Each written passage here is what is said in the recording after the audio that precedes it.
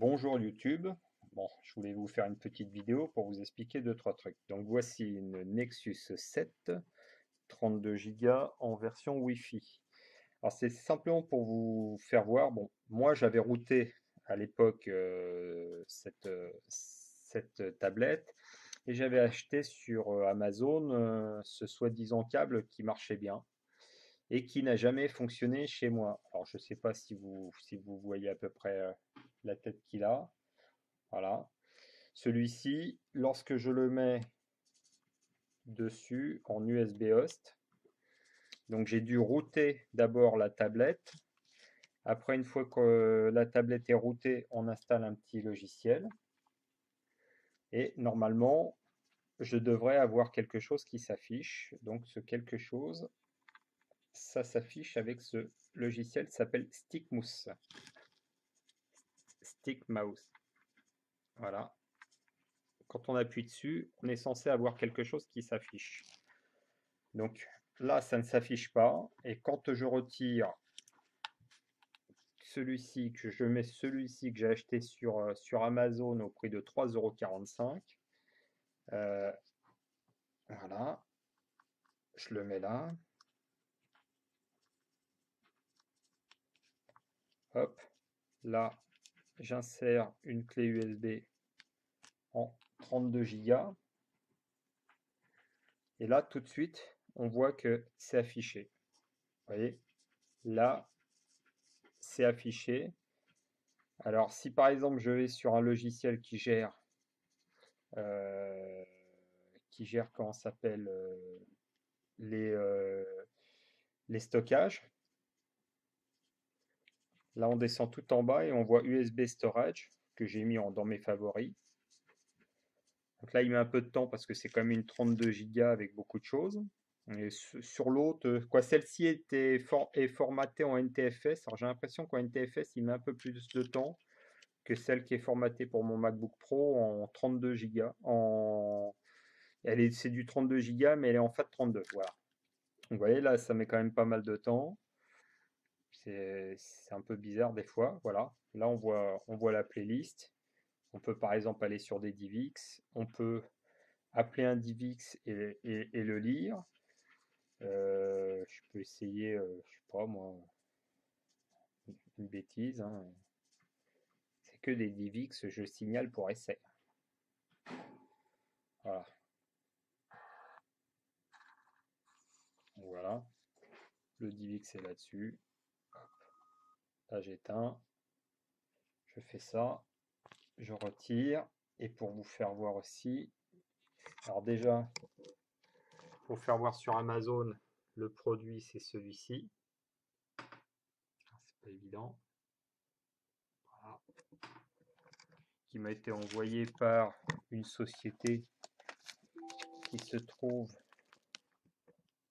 là, donc pas très loin en France, hein, région parisienne. Voilà. Et si je prends un disque dur externe d'1 Tera, donc là il y a 1 Tera en USB 3, que je le branche comme ça, voilà, vous voyez, là il est tout de suite reconnu comme ça. Hop.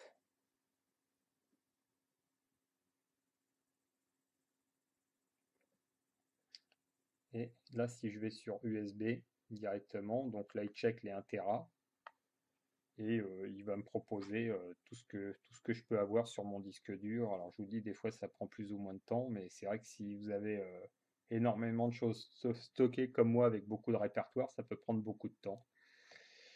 Donc, la solution pour tout ça, c'est... Voilà. Là, je suis quand même sur un disque dur d'1 Tera avec beaucoup de choses à la clé. Et alors, la seule solution pour avoir ça, c'est d'utiliser ce logiciel-là qui s'appelle Nexus Toolkit, plus ou moins. Attendez, Je vais voir si vous arrivez à voir correctement. Nexus Toolkit qui est là. Donc quand vous l'envoyez, c'est la version 161. 1.6.1. Voilà. Avec pas mal de tutos un peu partout. Donc vous êtes obligé de passer, bon, déjà de préinstaller les drivers pour que votre machine soit reconnue par votre PC. Après, vous faites le unlock qui sert à débloquer votre machine et vous en apercevrez au démarrage parce que les machines qui sont bloquées, elles ont un cadenas fermé et les machines qui sont débloquées, elles ont un cadenas qui est ouvert. Et à partir du moment où le cadenas est ouvert, vous pouvez utiliser le root, voilà, pour router et avoir tous les accès administrateurs sur votre machine, la Nexus 7. Et vous pouvez notamment faire ça, c'est-à-dire l'utiliser en USB host, faire pas mal de choses. Vous pouvez même la déclarer en mode tablette. Vous pouvez faire pas mal de choses. Bon, je sais que ça, simplement pour 3 euros et quelques, pouvoir brancher une clé USB extérieure ou un disque dur extérieur, c'est quand même pas mal. Ça permet à la bécane d'être quand même pas mal autonome et d'avoir au lieu des 32 Go, là, on a tout d'un coup, on a 1032 Go qui sont disponibles. Bon, j'ai pas besoin de tout ça, mais c'était pour dire que. Voilà YouTube. Bon, je sais pas si mon tuto vous aura beaucoup aidé, mais ça change des tutos en anglais.